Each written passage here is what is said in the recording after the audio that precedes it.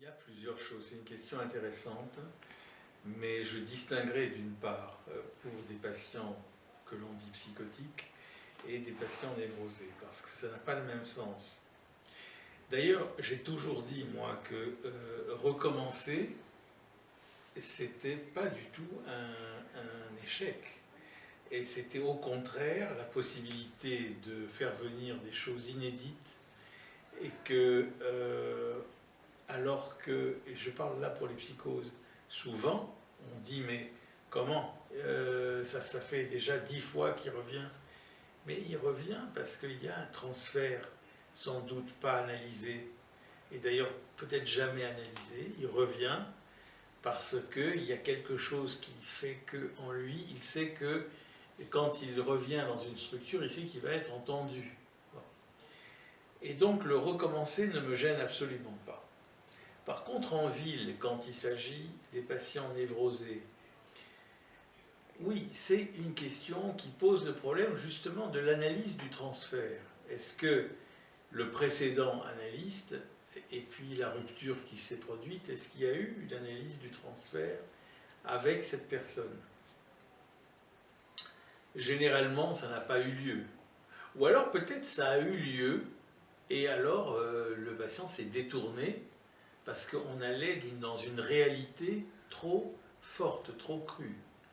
En fait, l'analyste doit rester dans un semblant, et il ne peut pas s'incarner en tant que personne. S'il est trop une personne, il va gâcher le travail analytique qui nécessite précisément qu'il ne soit pas une vraie personne. Donc c'est ça le problème. Et quand ça recommence, je dirais qu'il y a plusieurs raisons. Il y a en tout cas cette non-analyse du transfert qui peut être une des causes. Ensuite, toujours, pour moi, ça n'est pas grave de revenir. C'est quelque chose qui suscite un autre travail avec des signifiants inédits. Parce que dans votre question, il y a le mot répétition. Oui, mais la répétition, c'est justement, on répète ce dont on ne peut pas se souvenir. Donc, il est évident qu'il va y avoir une répétition tant que quelque chose n'est pas advenu du passé. Bon, oui, c'est probable, mais souvent on n'aura pas, on n'aura jamais l'élément du passé qui est enfoui, et peut-être ça ne viendra jamais. Ce qui compte, c'est qu'il y a ce qu'on appelle avec Freud les constructions en analyse. Il n'y a pas que la remémoration. Il y a aussi un travail prospectif, et les constructions en analyse, je trouve qu'elles sont toujours fécondes, si tant est qu'on s'oriente vers des constructions. Donc quand quelqu'un revient, peut-être qu'il faut en effet travailler un peu autrement et construire avec lui, selon d'ailleurs ce texte tout à fait magique, oui, enfin en tout cas très important, qui s'appelle Construction en analyse, à la fin, donc il doit être de 37, donc vers la fin du travail de Freud. Et je dois dire aussi, pour revenir un instant aux patients qui chez nous reviennent, c'est voulu. Presque, je dirais, chez nous, c'est même c'est la signature du service que les gens reviennent, puisqu'ils vont d'un lieu à l'autre et finalement ils tournent. Et c'est vrai que l'administration n'est pas forcément contente, parce qu'eux, ils veulent des guérisons carrées, des choses qu'on présente comme un objet fini. C'est fini. Non, c'est jamais fini. Donc, je pense que là, c'est une pensée technocratique. Le retour des patients, c'est toujours une bonne chose.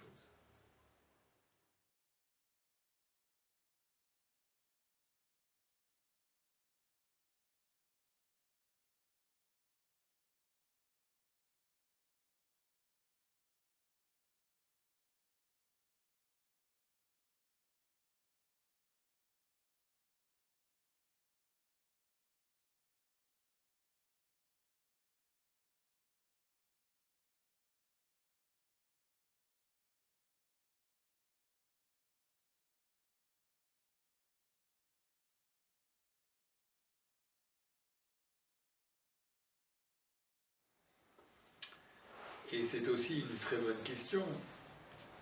Disons, la chose à laquelle je pense immédiatement, c'est qu'il y a aussi la contingence. C'est-à-dire, il y a des choses qu'on ne prévoit pas, il y a des choses que l'enfant rencontre et qu'il va en quelque sorte imprimer pour lui-même d'une façon que l'on ignore, parce que pour l'instant, on ne sait pas ce qui s'est inscrit. Donc il y a des choses, malgré le milieu très défavorable, dont on ne sait pas ce que ça va devenir. Et il y a des exemples célèbres de gens qui sont devenus des grands ou artistes ou créateurs, qui ont eu des milieux extrêmement défavorables. Alors, ça pose le problème, par exemple, qu'on parle beaucoup en ce moment de l'instabilité psychomotrice des enfants. Par exemple, pourquoi ils sont agités et qu'on fait maintenant, disons, comme un syndrome presque organique, alors que, justement, ils s'agitent parce qu'ils ne sont pas entendus. Et ils ne sont pas entendus, l'interlocution ne se fait pas, l'adresse surtout. Le fait que la personne, que ce soit le père ou la mère, ne fasse pas adresse pour l'enfant, parce que la mère est très occupée, parce qu'elle travaille, parce qu'elle rentre tard, que l'enfant a été gardé dans des mauvaises conditions. Tout ça, ça compte. C'est même certainement quelque chose qui induit une sorte d'agitation. Moi, je considère qu'un enfant agité, c'est un enfant qui n'est pas entendu. Mais ça a commencé très tôt. Parce qu'après, on dit, ah, mais voilà, ça fait quand il a 3 ans, il est de plus en plus... Mais oui, mais ça a commencé très tôt. Qu'il n'a pas été entendu, c'est-à-dire qu'on n'a pas construit l'adresse. Et cette non-construction de l'adresse, c'est pas bon. Franchement, ça n'est pas bon. Donc, que le parent soit, bon, il peut être alcoolique et en fait entendre. Il peut être, je ne sais pas quel exemple, qu'une mère peut être malheureuse. Elle peut être malheureuse, elle peut être battue par son mari, elle peut être, qui sait, dans quelle misère. Bon. Mais si elle a l'intelligence d'entendre l'enfant et d'être là au bon moment, alors je vous signale une chose, c'est que c'est exactement l'acte analytique, c'est la même chose, c'est être là au bon moment. Alors vous êtes avec une personne, en fait elle va parler, oui, mais il y a un moment, il faut que vous soyez là. Bon. La même chose pour une mère avec son enfant. Il faut qu'elle soit là, et bon, on a vu un exemple cet après-midi, est tout à fait éloquent de ce point de vue-là. Parce qu'il y a de l'adresse, il y a, disons, une réponse, il y a une sorte de renvoi du sujet. C'est-à-dire que quand quelqu'un est entendu, l'enfant est entendu, mais c'est qu'on construit le sujet. Et s'il n'est pas entendu, il va s'agiter. C'est sûr. Il va s'agiter. Et parce que, en fait, on n'a pas ni construit l'adresse, ni construit du sujet. Et on ne peut le faire qu'en étant là au bon moment. Alors, on nous dit, ça c'est un syndrome organique. Non, ce n'est pas un syndrome organique. C'est vraiment quelque chose qui a été construit et raté, qui a été raté en fait. Et quand c'est trop tard, souvent c'est trop tard. Il ne faut pas le rater. Et je crois que si on devait enseigner aux mères et aux parents, c'est la seule chose qu'il faut enseigner. Ah oui, comment il faut élever les enfants, tatati. Il y a une seule chose à enseigner, c'est de l'entendre et d'être là, encore une fois, au bon moment. Donc je ne serai pas forcément inquiet de parents qui sont dans la désolation, mais je serai inquiet pour des parents très bourgeois, qui ont tout à la maison, qui sont riches, mais qui n'entendent rien. Et ils auront aussi un enfant instable et avec le TDAH.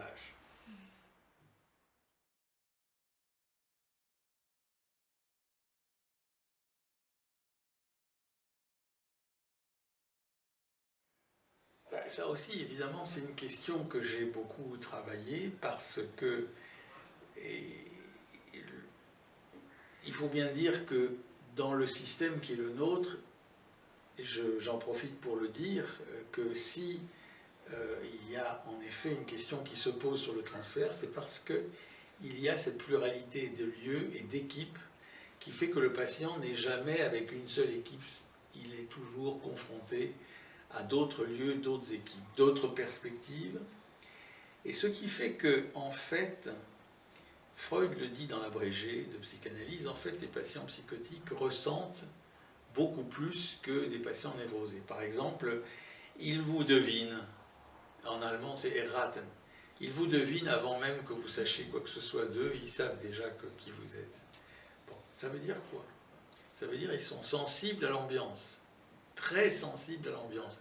Et je ne comprends pas pourquoi les endroits sont souvent délabrés, parce que ce n'est pas seulement les équipes, il faut aussi que le lieu soit d'une certaine façon habité, décoré, et on ne le fait pas, on néglige, on pense que les patients traversent tout ça de façon uniforme, avec, disons, pas de sensibilité au lieu.